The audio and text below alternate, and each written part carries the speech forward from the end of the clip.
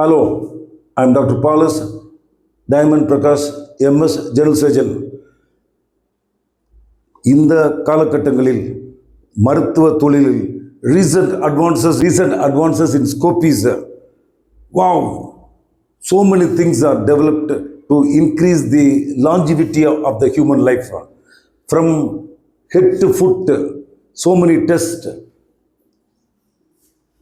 மூக்கிற்கு ரைனோஸ்கோப்பி, தென் nasal endoscopy, நேராக visualise செய்வதற்கு மூக்கின் உள்பகுதியை பார்ப்பதற்காக போஸ்டீரியர் ரைனோஸ்கோப்பி, அவ்வாறு மூக்குக்கே பலவிதமான சோதனைகள் இருக்கின்றன.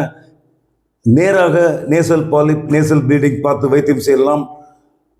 அதன் பின்னால் தொண்டை லெரிங்கோஸ்கோப், டைரக்ட் இன்டைரக்ட் லெரிங்கோஸ்கோப் இருக்கிறது.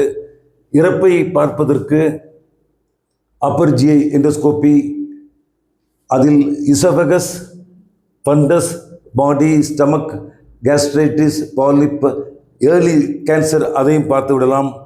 அதன் பின்னால் ஒரு முதில் இருக்கும் கிட்னி, அதை சோதனை பண்ணுவதற்கு நெஃப்ரோஸ்கோப்பி.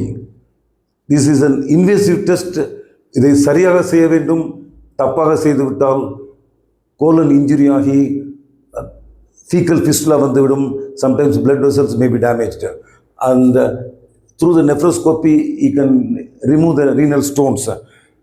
அந்த காலத்தில் நாட்டு வைத்தியர்கள் நாடி துடிப்பை வைத்து பல வைத்தியங்கள் செய்தார்கள். சிலர் துக்கம் கூட எடுத்தார்கள். வைத்தியங்கள் பாட்டி வைத்தியங்களாக இருந்தன.